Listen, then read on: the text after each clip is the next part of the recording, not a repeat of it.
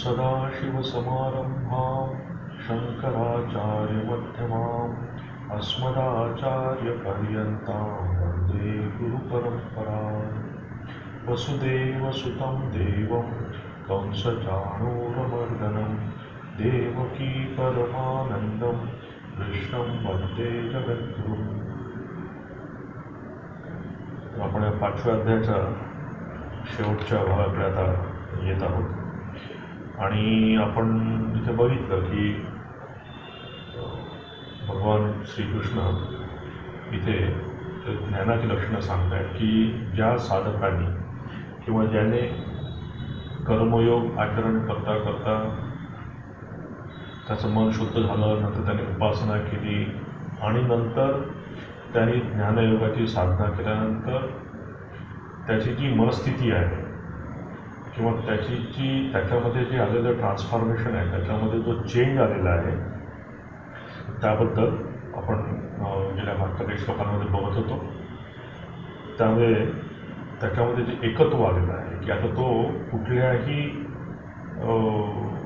म्हणजे आपण तिथे बघितलं होतं की शून्यचैव स्वपाकेच पंडिता समदर्शिना, की त्याच्यामध्ये आता कुठलाही भेदभाव राहिलेला नाही आहे.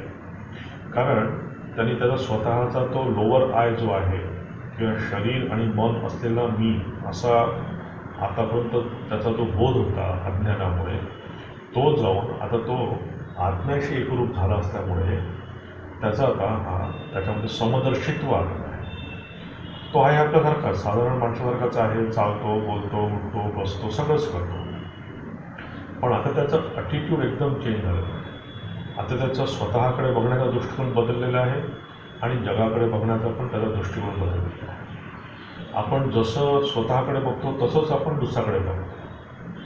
जर आपण शरीर मनाच्या कन्सेप्ट म्हणजे त्या कॉम्प्लेक्समधून जर आपण स्वतःला बघत असू तर आपण पण सगळ्यांना शरीर मन असंच बघतो की माझं शरीर आहे आणि दुसऱ्याचं माणसाचं पण शरीर आहे, माझं मन आहे त्याचं पण दुसऱ्या माणसाचं मन आहे. पण जर मी माझ्या स्वतःच्यामध्ये जर आत्म्याचा मी म्हणजे मला जर ती जाणीव झाली आणि मी स्वतःमध्ये आत्मा जर बघायला लागलो तर मला दुसऱ्यामध्ये असं जाणून बुजून मला आत्म्याचं आणावं लागत नाही. जसं मला जाणून बुजून मला आणावं लागत नाही की तो माणूस आहे म्हणून, की तो माणूस आहे, त्याला मन आहे, त्याला बुद्धी, असं मला जाणून बुजून आणावं लागत नाही. हे आपोआप येतं कारण माझा स्वतःचा तसा कॉन्शियसनेस आहे. पण माझा जेव्हा कॉन्शियसनेस किंवा मी जेव्हा स्वतःला त्या हायर आयसोबत आयडेंटिफाय करेल तेव्हा आपोआप मी पुढच्या माणसाकडे त्या दृष्टीने बघेन. तर त्यांचा अशा ह्या साधकांचा इथे बघून सांगितलं की त्यांचा कसं त्यांच्यामध्ये ट्रान्सफॉर्मेशन येतं आणि ते आपण बघत होतो की अशा यांच्यामध्ये कुठलाही भेदभाव राहत नाही त्यांच्यामध्ये. आणि ते म्हणतात की अशा लोकांचं काय तर इहैव तयजित सर्व येषाम साम्य स्थितम, की त्यांचं इथेच म्हणजे सध्याच्या परिस्थितीमध्ये म्हणजे त्यांच्या या म्हणजे शरीर गेल्यानंतर ते मुक्त होतील असं नाही आहे. ते आत्ताच की त्यांच्यामध्येही समबुद्धी आली आहे, ते आत्ताच त्यांना ज्ञान झालेलं आहे. आणि ते काय न प्रविश्येत प्रियम प्राप्य न जो प्राप्त चाप्रियम. कारण काय त्यांच्यामध्ये होतं की ते कुठल्याही या प्रिय आणि अप्रिय या गोष्टीच्या बंधनात अडकत नाही. आपण जसे या प्रिय आणि अप्रिय यामध्येच आपण गुटमळत असतो. छोट्या छोट्या गोष्टींमध्ये आपल्याला प्रिय आणि अप्रियचं चॉईस करायला मोठं, म्हणजे साडी आणायला लागलं तरी आपण त्याच्यामध्ये 1000 रुपयाची साडी घ्यायला आपण 2 तास लावतो. आत गाडी करू की गाडी करू नये, आता आंघोळ 9 वाजता करू की 10 वाजता करू, इतके आपले अनडिसाईड आपलं कॉन्शियसनेस असतो. इतक्या गोष्टींबद्दल चांगल्या ह्याच्यामध्ये आपलं चॉईसेस असतात. परंतु या लोकांचा स्थिर बुद्धी, त्यांची बुद्धी स्थिर झाली असते. कशामध्ये? ब्रह्मामध्ये. स्थिर बुद्धी समूळ ब्रह्मविद ब्रह्मणी स्थित, की या लोकांचं मग इथे. कारण आपण काय सध्या ह्या जगाच्या ह्या सगळ्या ज्याला संसार आपण म्हणतो, काम क्रोधात्मक जो संसार आहे किंवा राग द्वेषात्मक जो संसार आहे त्यामध्ये आपण अडकलेलो असल्यामुळे हा चॉईस सगळा आपल्यामध्ये येतो. काही चांगलं मिळालं तर आपला आनंद होतो, काही वाईट झालं आपल्याला मध्ये दुःख होतं. तर या दोन्ही गोष्टींमध्ये हे लोक काय असतात, हे न्यूट्रल असतात किंवा यांच्यामध्ये हा काही फरक पडत नाही. आणि त्याच्यामुळे त्यांच्यामध्ये बदल काय होतो, बाह्यस्पर्शेषु असक्तात्मा विंदती आत्मन यत् सुखम. हे त्यांना कळत असल्यामुळे काय होतं की ते आता बाह्यस्पर्शेषु म्हणजे इंद्रियांच्या आणि विषयांच्या त्या रहाट गाडग्यामध्ये अडकत नाही. कारण आपण विषय बघितला तर आपोआप आपल्या इंद्रियांना, जसं मी रसगुल्ला बघितला किंवा छान असं खरबरीत काहीतरी बघितलं तसंच माझ्या जिभेला पाणी सुटायला लागतं. विषय आणि इंद्रिय हा जो संयोग आहे, या संयोगाच्यामध्ये आपण अडकलेलो आहोत. आणि हे लोक काय येतात की त्यांना त्या ब्रह्मसुखामध्ये ते असल्यामुळे त्यांच्यामध्ये हा विषय आणि इंद्रिय याच्या संपर्कात जे काही येत असेल जगामध्ये, त्याच्यामध्ये नातेवाईक पण आले, त्याच्यामध्ये सगळं आपलं सगळ्याच गोष्टी आल्या, पैसा आला, अर्थ आला, सगळं आलं, तर त्यामध्ये ते अडकत नाही. आणि म्हणून ते पुढे खूप सुंदर त्यांनी म्हटलं आहे की येही संस्पर्शाच्या भोगा दुःख एक झालं. म्हणून की जे काही ह्या गोष्टी संस्पर्शामध्ये येणाऱ्या आहेत, जे काही विषय आणि विषय आणि ऑब्जेक्ट याच्यामध्ये जे काही संस्पर्श आहे, त्याच्यामध्ये जी काही देवाणघेवाण आहे ती ते म्हणतात की ते दुःख देणारी आहे. आणि सगळ्यात दुसरं इम्पॉर्टंट काय, आद्यंतवंत कोणते, ते येणारे आहेत आणि जाणारे आहेत. आपल्या जीवनामध्ये कित्येक असे प्रसंग आले आहेत, खूप आनंदाचे प्रसंग आले आहेत, पण आता आपण विसरलो आहे ते. त्यावेळेस आपल्याला वाटतं की आपण काय आनंद, म्हणजे कुठल्या म्हणजे काय त्या 7 क्लाउडमध्ये आपण फिरतो आहे. पण आजच्या घडीला तुम्ही बघाल तर त्या काही आपल्या जीवनात आलेले प्रचंड आनंद आपल्याला आठवत पण नाही, ते विसरून गेले. तसेच कित्येक दुःख आपल्या जीवनात आलेले आहे आणि दुःख आपण विसरून गेलेलं आहे. तर हे आद्यंतवंत कोणते की येतात आणि जातात. तसंच हे समजून घ्यायला पाहिजे की मागचे जर मी सुख विसरलं असेल, मागचं जर मी दुःख विसरलं असेल, तर आताही मी जे हे इंद्रियजनित सुख जे काही मला मिळणार आहे ते विसरून जाईल. जे काही मी दुःख सध्या आता भोगतो आहे किंवा पुढे काही दुःख माझ्यानंतर आलं ते पण असं निघून जाईल. तर ते आदी आणि अंत, प्रत्येक सुखाला आणि प्रत्येक दुःखाला हा आदी आणि अंत दोन्ही आहे. आणि त्यासोबत जर आपण वाहवत गेलं तर दुःख आपल्यासाठी ठरलेलं आहे, हे इथे यांनी सांगितलं. आज आपण त्याच्या पुढचा श्लोक बघू. श्लोक 23. शक्नोति हैव यः सोढुं प्राक्शरीर विमोक्षणात् कामक्रोधोद्भवं वेग स युक्त स सुखी नरः. जो शरीराचा नाश होण्यापूर्वीच कामक्रोधापासून उठणारा आवेग सहन करण्यास समर्थ होतो, अर्थात काम व क्रोध यांना त्याने पूर्णपणे जिंकले आहे, असा पुरुष या लोकी योगी आहे आणि तोच सुखी आहे. हे इथे त्यांनी आता आपल्याला सुंदरपणे सांगितलं आहे की हे पूर्णत्व जर आपल्याला प्राप्त करायचं आहे, आपल्याला जर हे ज्ञान प्राप्त करून घ्यायचं आहे, तर काय करायला पाहिजे. सगळ्यात इम्पॉर्टंट राग आणि द्वेष त्याचं आपण व्यवस्थित हँडल करायला पाहिजे. आपला हा पूर्ण संसार आपण जो म्हणतो, हा संसार फक्त राग आणि द्वेषाच्या भोवती फिरणार आहे. याला जर आपण व्यवस्थित हँडल केलं, रागद्वेषाला, याला जर आपण मॅनेज करू शकलो, इथे जर आपण बॅलन्स ठेवू शकलो या सगळ्या गोष्टीमध्ये, तर बऱ्याच गोष्टी आपल्याला यातनं बऱ्याच सहज आपण यातनं बाहेर निघू शकतो. म्हणून ते म्हणतात की इथे ही जी अटॅचमेंट आहे जगाविषयीची, आणि त्या अटॅचमेंटच्या मध्ये जर कोणी आलं तर त्याच्या विरुद्ध द्वेष किंवा राग किंवा क्रोध निर्माण होणं, आणि या सर्कलमध्ये जे आपण फिरत असतो त्याला जर आपण मॅनेज करू शकतो. ते म्हणतात शक्नोति हैव यः सोढुं, सोडूमध्ये सहन करणं किंवा जर मॅनेज करणं, हे शक्य नाही कधी जाणं, हे लक्षात घ्यायला पाहिजे आपण की राग द्वेष हे काही शक्य नाही आहे, हे शेवटपर्यंत राहणार आहे आपल्यामध्ये. पण ॲटलिस्ट त्याला बॅलन्समध्ये ठेवणं, त्याला कंट्रोलमध्ये ठेवणं, त्याला काय म्हणतात, त्याला आपण आपल्या कंट्रोलमध्ये असणं, हे सगळ्यात इम्पॉर्टंट आहे. कारण या जगामध्ये, या जगाकडे जर तुम्हाला आनंदाने बघायचं असेल तर मग आनंद बघू शकतो, आणि या जगाकडे दुःखाकडे बघायचं दुःखच दिसेल तुम्हाला असं. कारण लक्षात ठेवायला पाहिजे की हा आनंदाचा स्रोत हा आपल्यामध्ये आहे. जर मी छोट्या छोट्या गोष्टींमध्ये जर आनंद घेऊ शकलो, छोट्या छोट्या गोष्टींमध्ये आनंद घ्यायचा मी विचार करायला लागलो, तर आपण आनंद राहू शकतो. बघा, आपण जसं जसं वाढतो तसे आपल्या आनंदाची आणि दुःखाची मात्रा पण वाढते. आता आपल्याला आनंदाच्या काही काही वेगळ्या व्याख्या आहेत. म्हणजे आपल्या आनंदाची व्याख्या लाखामध्ये, 2 बेडरूमच्या घरामध्ये, 4 बेडरूमच्या घरामध्ये, गाडीमध्ये आपला आनंद आहे.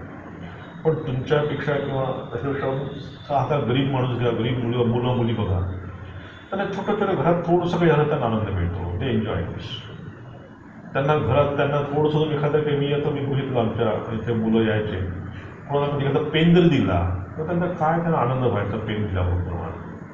त्यांना थोडंसं म्हणजे त्यांच्या आनंदाची मात्रा वेगळी आहे आणि आपल्या आनंदाची मात्रा वेगळी आहे. तर आपण कसं बघतो, आपण कसं ह्या आनंदामध्ये राहू शकतो हे आपल्यामध्ये. आपण त्या आनंदात न राहता सदैव काहीतरी मला कमी आहे, मला हे मिळालं नाही, मला ते मिळालं नाही, मला ते मिळालं असतं तर मला आनंद मिळाला असता, माझ्याकडे असं असतं तर मला आनंद मिळाला असता, यामध्येच आपला आत्ताचा जो आनंद आहे तो निघून गेला असतो. चांगल्या 4 चाकीमध्ये बसला आहे, छान गाडी कम्फर्टेबल आहे, पण त्या गाडीत बसल्यानंतर जो आनंद घ्यायचा तो न घेता त्याच्या बाजूने जर एखादी गाडी गेली तुमच्या बाजूला तर तशी गाडी आपल्याला पाहिजे होती, त्या दुःखामध्ये आता बसलेल्या गाडीचा आनंद गेला तुमचा. तर हा आनंद या जगाकडे बघून कसा आनंद घ्यायचा आणि किती या जगातला आनंद आपण एन्जॉय करायचा प्रत्येक गोष्टीतनं, छोट्या छोट्या गोष्टीतनं, हे आपल्या पूर्ण हातात आहे.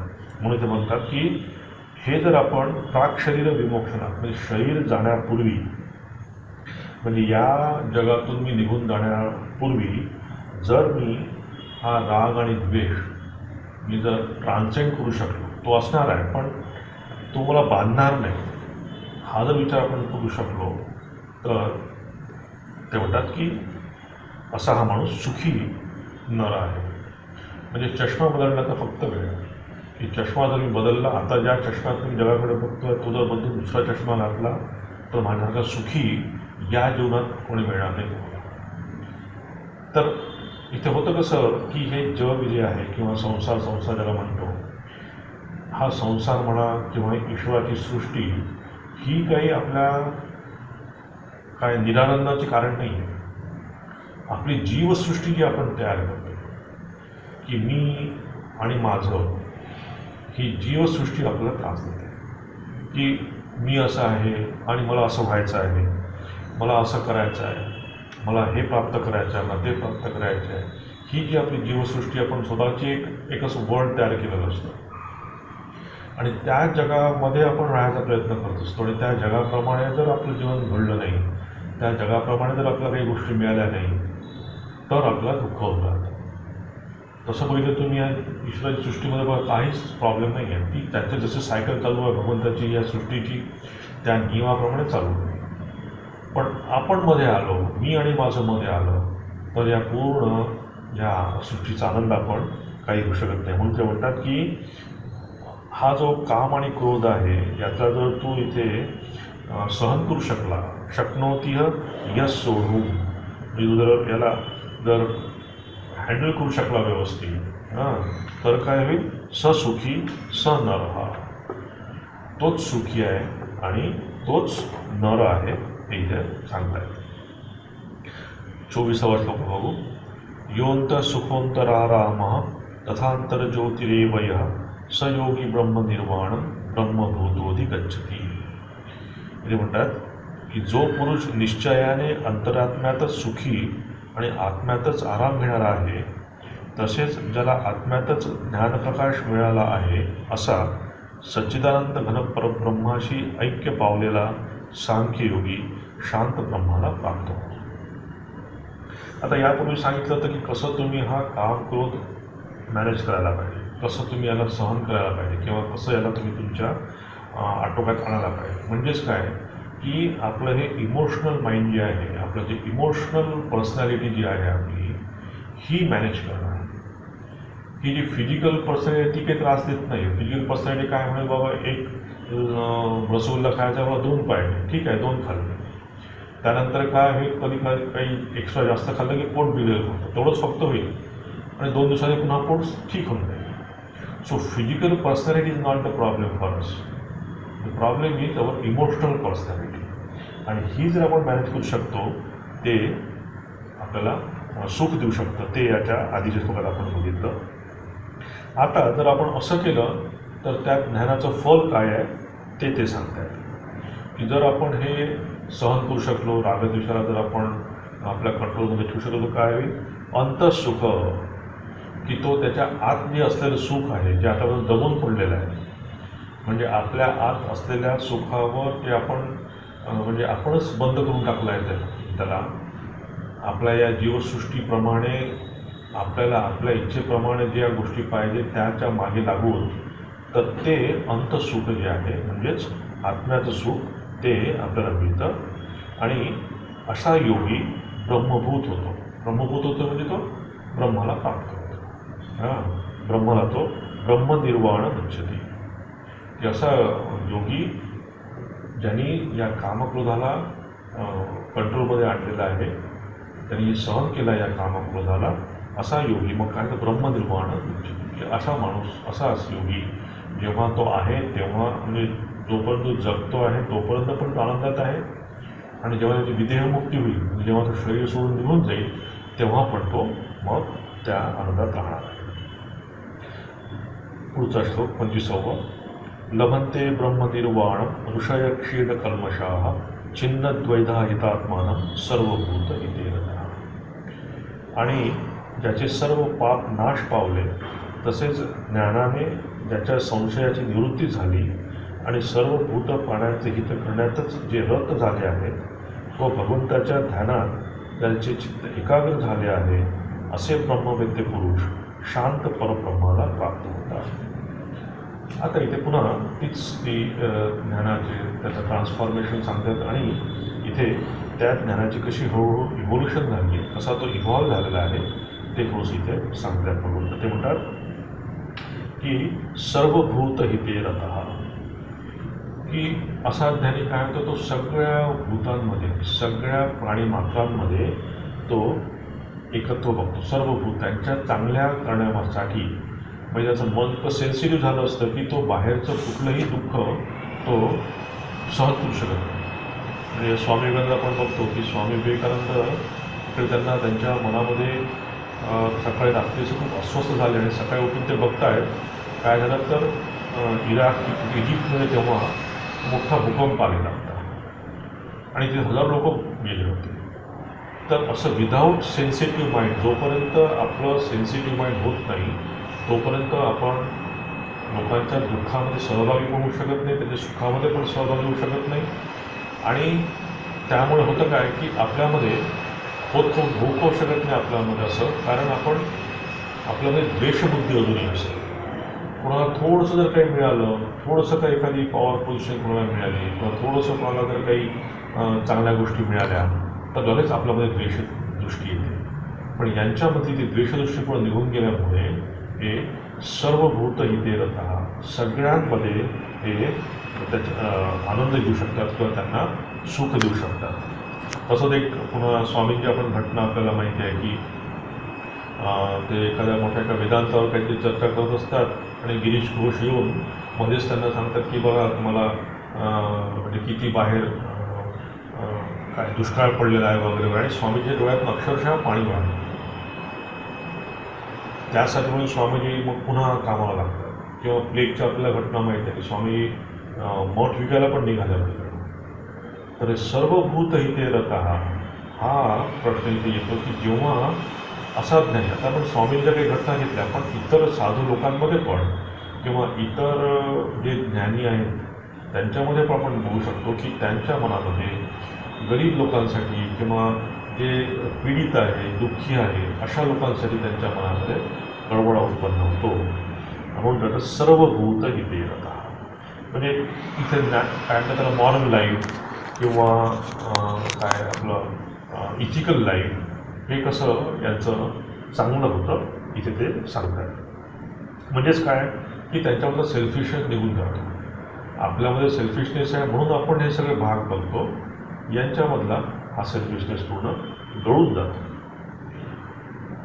नंतर ते म्हणतात की क्षीण कल्मषा, आणि असं झाल्याने काय होतं की ते सर्वभूत हिते रतः, सगळ्या लोकांच्या कल्याणासाठी ते रत असताना त्याच्यामुळे काय त्यांच्यावरती स्वार्थबुद्धी निघून जाते आणि क्षीण कल्मषा, त्यांच्यामधले कल्मष जे आहेत त्यांच्यामध्ये असलेले दोष जे आहेत हे दोष त्यांचे निघून जातात. तर दोष कुठले आहे की आपल्यामध्ये जसं आहे की मेंटल विकनेसेस आपल्यामध्ये आहे, इमोशनल इम्बॅलन्स असल्यामुळे आपण सगळं करतो आहे.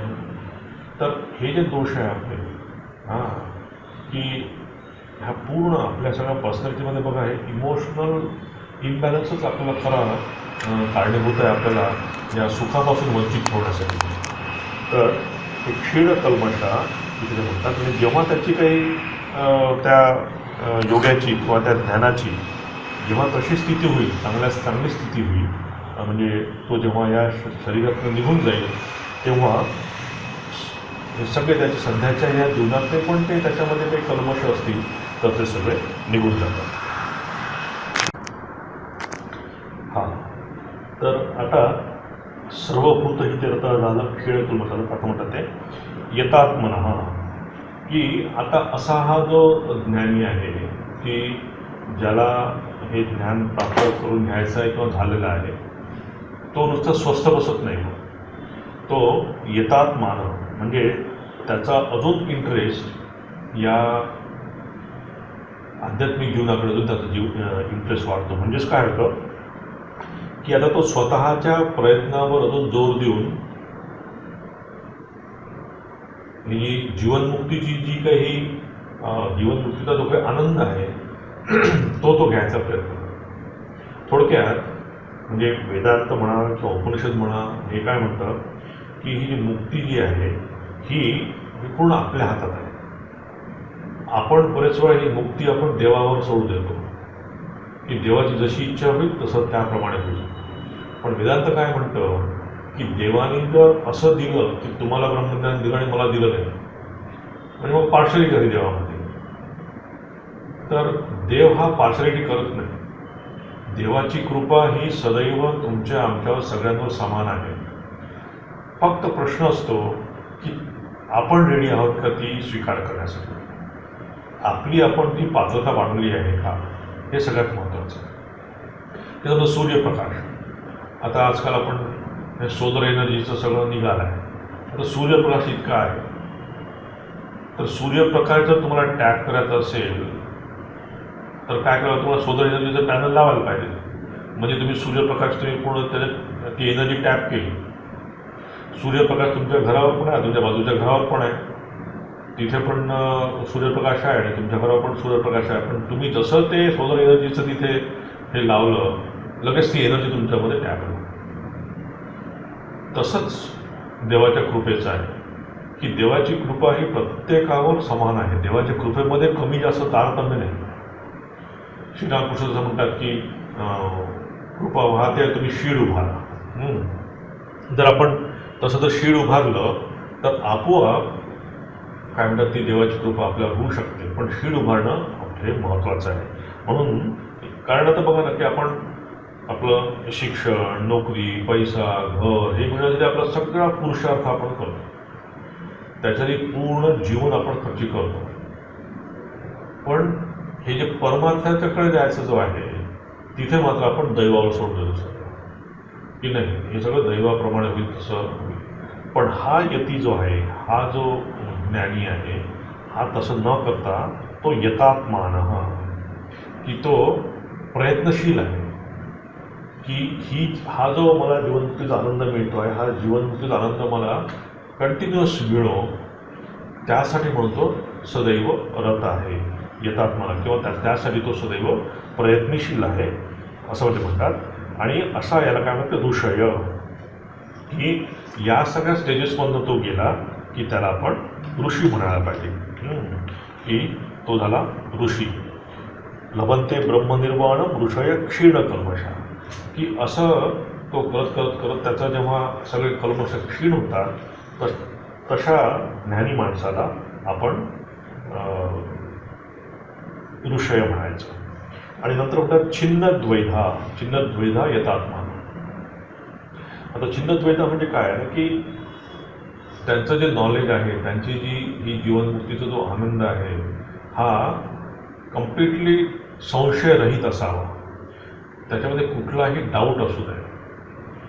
म्हणजे हा डाऊट म्हणजे श्रीरामकृष्णाच्या जीवनामध्ये बघा की श्रीरामकृष्णांना माताजींचं म्हणजे काली मातेचं दर्शन झाल्यानंतर पण त्यांना दिवसरात्र कालीमाता दिसते आहे, पण तरीही त्यांच्या मनामध्ये डाऊट होता की हे जे बघतो आहे हे माझ्या मनाचे चाळे तर नाही आहे काही, मला काही वेगळंच झालं नाही आहे की मला खरोखर कालीमाता दिसते आहे. हा त्यांच्यामध्ये डाऊट होता बघा. परंतु जेव्हा भैरवी ब्राह्मणी आली, तिने सांगितलं की नाही नाही, हे जे तू बघतो आहे हे एकदम सत्य आहे, याच्यामध्ये काहीही तुझा दोष नाही, तुझ्या दुःखाचा दोष नाही आहे, तू बरोबर आहे, आपल्या शास्त्रामध्ये असंच सांगितलं आहे आणि असं असं जर कोणी करत असेल तशाच प्रकारचं त्याप्रमाणे सिद्धी त्याला किंवा फळ त्याला मिळते. आणि हे ऐकल्यानंतर मग श्रीरामकृष्ण निश्चिंत झाले होते. त्याला म्हणतात चित्त विश्रांती, की एखाद्या याच्यामध्ये साधनेमध्ये जेव्हा आपण करत असतो आणि त्यामध्ये आपल्याला वेगवेगळे डाऊट येत असतात. आता बघा, आपण गीता वाचतो आहे किंवा उपनिषद वाचतो आहे किंवा वेदांत वाचतो आहे, तर आपण वाचत असतो, आपल्याला थोडंसं ते आपण थोडा कन्व्हिन्स पण झालेलो असतो. तुम्हाला विचारलं काय हे बघा बरं, हे असं असं आपण वेदांत म्हणतो, ते म्हणलं हो आहे, पण काय आहे ना, तरी प्रश्न येतोच. म्हणजे आपल्याला पुन्हा एक प्रश्न येतो. काय प्रश्न येतो? अहो पण ते म्हणतात ना की तुम्ही ब्रह्म आहे, ते कसं शक्य आहे, आपण तर शरीरच आहोत. हा एक डाऊट आला आपल्या मनात.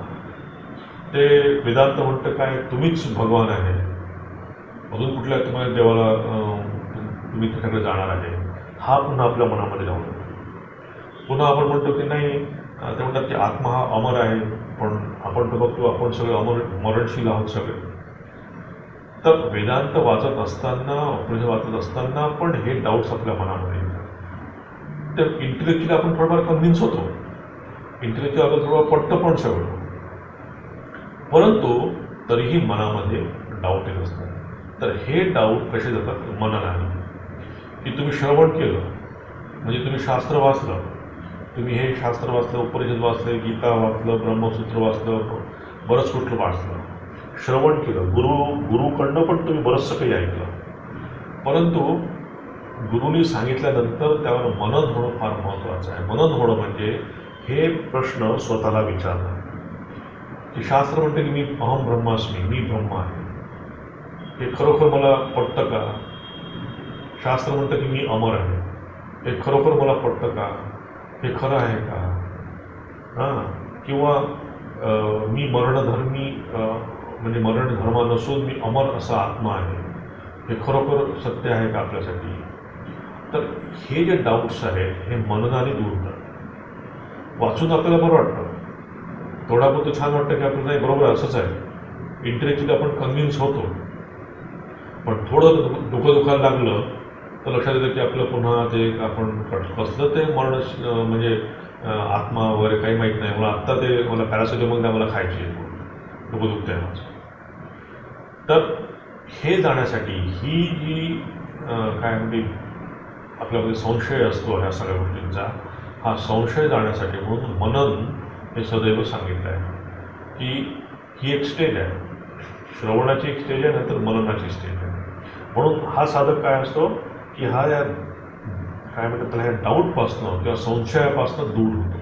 म्हणून एवढं की छिन्न द्वैता जितात्मा, की तो सदैव प्रयत्न करत असतो आणि तो या डाऊट्स जाण्यासाठी म्हणून सदैव मननशील पण तो असतो. आणि मग म्हणतात की त्यांनी काय होतं की ब्रह्मनिर्वाण लभ्यते, की अशामुळे काय त्याला ब्रह्म त्याला मिळतं.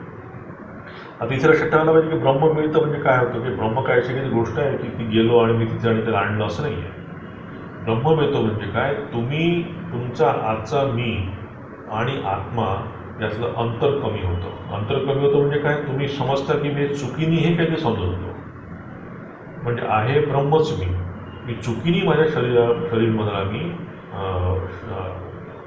काय म्हणतात त्याला समजत होतो की हेच ब्रह्म आहे किंवा हे शरीरच सगळं काही आहे, हे चुकीने समजत होतो मी. तर हे फक्त डिस्टन्स कमी होतं म्हणजे काय होतं, किंवा ब्रह्माला आपण प्राप्त होतो म्हणजे काय होतं की ही आपली भ्रांती जी आहे ती फक्त गळून पडते, पुढे जायला लागत नाही कुठे त्यासाठी.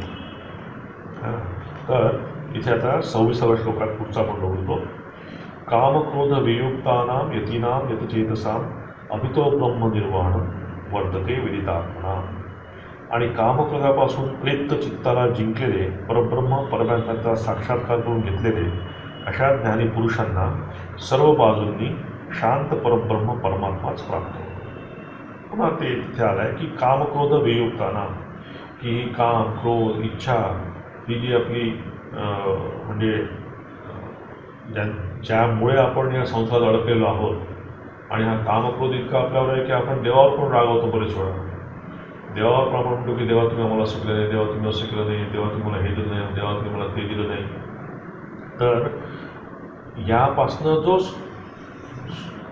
मोकळा झाला आहे, सुटला आहे, त्यालाच म्हणायला पाहिजे की अशाच योग्याला ते म्हणतात की अभितो ब्रह्मनिर्वाणम, की असा साधक ब्रह्म हा पोचतो. म्हणून एक लक्षात ठेवायचं की हा जो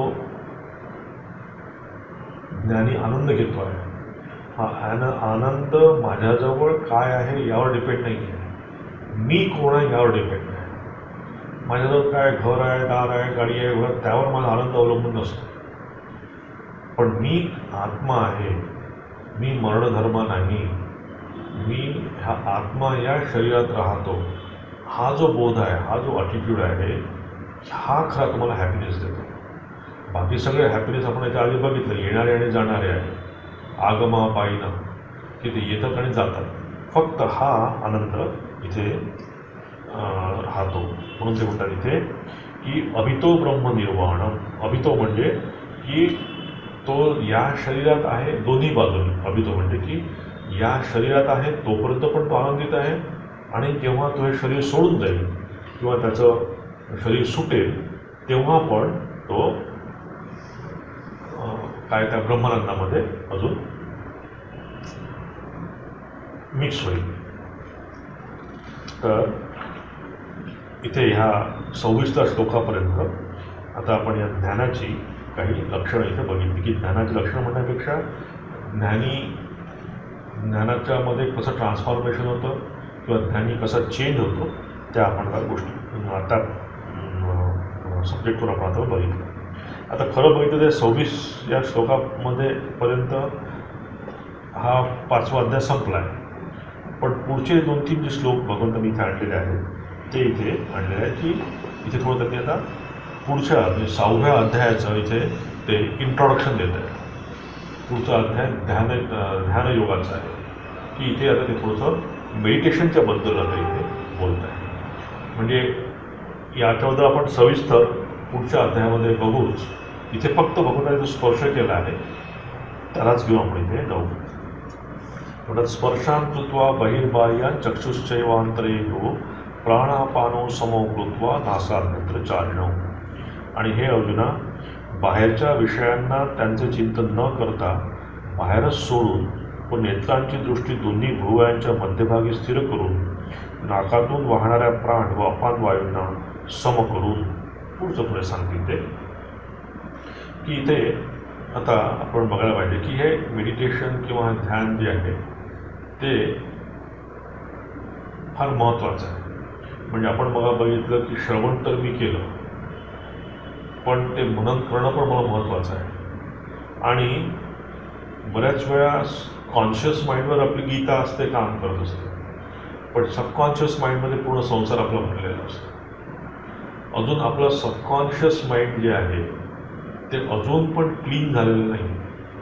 तुम्ही लोकांशी जेव्हा वागता, तुम्ही जेव्हा स्वतःशी काही विचार कराल, म्हणजे कॉन्शियस माइंडवर मी आपण ह्या गीतेला घेऊन उपनिषदाला घेऊन जाऊ शकतो. पण जोपर्यंत तुमचं सबकॉन्शियस माइंड पूर्ण क्लीन झालेलं नाही आहे, तिथे चेंज झालेलं नाही आहे, तोपर्यंत हे केवळ सुपरफिशियल राहणार. कारण जशी पुन्हा सिच्युएशन जशी येईल, जसं पुन्हा आपल्याला कुठल्या प्रकारचं दुःख येईल किंवा आपल्यासमोर कुठलं आमिष येईल तर आपण त्याला बळी पडू. कारण सबकॉन्शियस अजून क्लीन झालेलं नाही. म्हणजे ही बेशुद्धी यायला वेळ लागत नाही आपल्याला. जसं एखादं टेम्परेचर समोर आलं, जसं एखादं दुःख समोर आलं तर ही सगळी गीता वगैरे वगैरे धुवून निघून जातं. म्हणून आपण म्हणतो ना, ते सगळं तुमच्या पुस्तकामध्ये आहे, ॲक्च्युअल आपल्या लाईफमध्ये काहीच नाही. तर हे सबकॉन्शियसमध्ये कसं आणायला पाहिजे हे बरेच वेळा आता आपल्याला कळत नाही. पण त्यासाठी म्हणून तर हे मेडिटेशन आवश्यक आहे. कारण आपण बघा ना, बरेच वेळा बघतो की काही एखादी गोष्ट आपण करून बसतो, मग बोलतो आपण कसं काय मी त्यांना तसं बोललो, मी कसं काय हे केलं. कारण सबकॉन्शियस माइंडच्या त्या यातनं राग पटकन आला आपण काही कोणाला बोलून गेलो. पण जेव्हा आपण पुन्हा कॉन्शियसमध्ये येतो तेव्हा आपण म्हणतो की अरे आपण असं बोलायला नको होतं, आपल्या तोंडून असं निघायला नको होतं. सो व्हॉट डज इट मीन की तुमचं अजून पण हा झगडा चालू आहे कॉन्शियस आणि सबकॉन्शियस माइंडमध्ये, आणि तो क्लिअर करण्यासाठी म्हणून इथे हे आहे हे मेडिटेशन किंवा त्याला म्हणतात ध्यान आपण जे म्हणतो त्याची इथे मी सांगितले. मग हे कसं होणार. आता हे आहे आपल्यामध्ये सगळ्या गोष्टी, फक्त व्हायसाठी पण आपल्याला प्रयत्न करणं आवश्यक आहे. म्हणजे कसं आता हे सध्या बघा कोणी तुमच्या घरी आलं तर तुम्ही चहा देता, आणि आजकाल नवीन पद्धत सुरू झाली आहे की तुम्ही 1 चमचावर साखर त्यांच्यासमोर टाकता.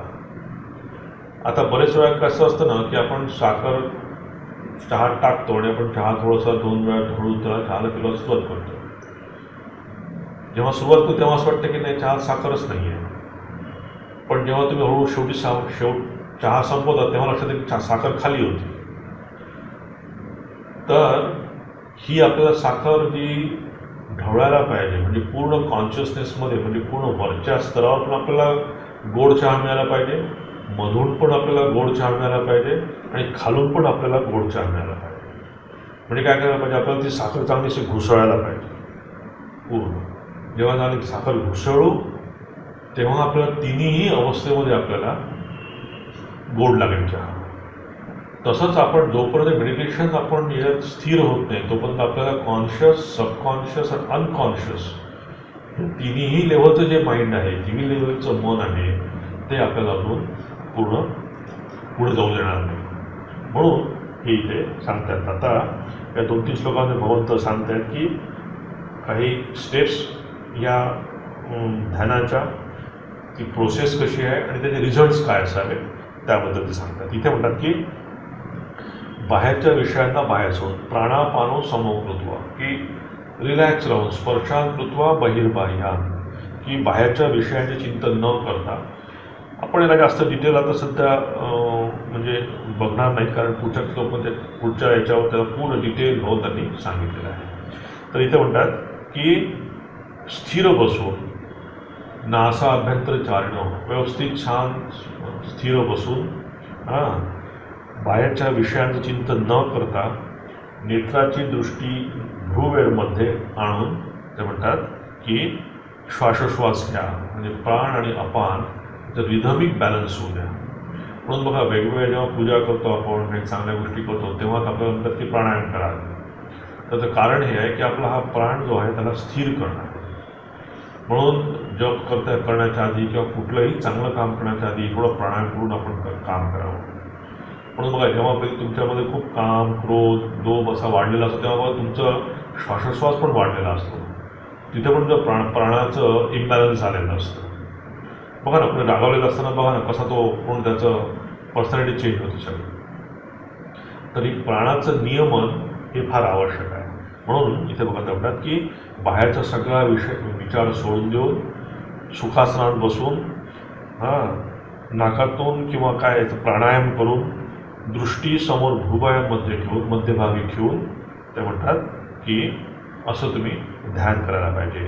आणि पुढे म्हणतात यतेंद्रिय मनोबुद्धी मुनिर्मोक्षपरायण विगदेच्छा भयक्रोधो स सदा मुक्त एव सह, की ज्याने इंद्रिय, मन व बुद्धी यांनी वश केले आहे व जो मोक्षपरायण मुनी इच्छा, भय व क्रोध या विरहित झाला तो सदा मुक्तच आहे. मी थोडक्यात की ज्यांनी हे मन, इंद्रिय पूर्ण कह्यात आणलेले आहेत, ज्यांनी कंट्रोल केलेलं आहे आणि त्यांनी इच्छा, भय, क्रोध याला दूर सारलेला आहे, आणि असा दूर सारलेला असल्यामुळेच तो तिथे डोळे लावून बसू शकतो, शांतपणे बसू शकतो. अशा धीर पुरुषाला, ज्या मुनी आहे अशा मुनीला ते म्हणतात की असा मुनी हा सदैव मुक्त असतो. भोक्तारम यज्ञ तपसाम सर्वलोक महेश्वरम सुहृदम सर्वभूतानां ज्ञात्वा मां शांतिमुच्यति. आणि हे अर्जुना, माझा भक्त मला यज्ञ व तप यांचा भोक्ता, सर्व लोकांचा ईश्वराचाही ईश्वर याचप्रमाणे सर्व भूत प्राण्यांच्या सुहृद म्हणजे निस्वार्थ प्रेमी असे मला तात्विक दृष्टीने जाणून शांतीप्रत पावतो. आता इथे त्यांनी सांगितलं आहे की ऑब्जेक्ट ऑफ मेडिटेशन, की मी शांत बसलो, मी माझं पूर्ण श्वासोश्वास व्यवस्थित मी केला, ध्रुवर मध्ये दृष्टी ठेवली, माझं मन बाहेर जाऊ देत नाही आहे, मी सगळं केलं, पण मी फोकस कशावर करायचा आहे, तर इथे ते म्हणतात की भोक्ताराम यज्ञ तपसा, म्हणजे ईश्वरावर, की जो पूर्ण यज्ञ आपण जे पूजा करतो, यज्ञ करतो, त्याचा जो भोक्ता आहे, म्हणजे आपण देवाला अर्पण करतो ना, सगळं देव भोक्ता झाला त्या दृष्टीने. तर असा भोक्ता, असा ईश्वर, असा परमेश्वर आणि कुठला सर्व लोक महेश्वर, की या तिन्ही लोकांचा जो ईश्वर आहे, तिन्ही लोकांचा जो परमेश्वर आहे, हे झालं माझं ऑब्जेक्ट ऑफ मेडिटेशन, की मी सगुण ईश्वरावर ध्यान करावं. सगुण ईश्वरावर ध्यान करावं म्हणजे कसा असावा, तो भोक्तारम, की जो भोक्ता आहे आणि जो सर्व लोकांचा ईश्वर आहे, अशा ईश्वरावर मी ध्यान करावं. आणि असं ध्यान केल्याने काय होईल, शांती मृच्छती, ज्ञात्वा माम शांती मृच्छती. असं जर मी केलं तर माझ्या जीवनामध्ये शांती येईल. तर आता या पुढच्या अध्याय आपण जो पुढे बघू, त्या अध्यायामध्ये याच 3 श्लोकांना पुन्हा कंटिन्यू करून भगवंतांनी एक छान ध्यानयोगावर आपल्याला ते काही मार्गदर्शन करतील, ते आपण पुढच्या क्लासमध्ये बघू. ओम तत्सदिति श्रीमद्भगवद्गीतासु उपनिषत्सु ब्रह्मविद्यायां योगशास्त्रे श्रीकृष्णार्जुनसंवादे कर्मसन्न्यासयोगो नाम पंचमोऽध्यायः. जय श्री गुरु महाराज जी की जय. ओम शांति शांति शांति. हरि ओम तत्सत्. श्रीरामकृष्णार्पणमस्तु.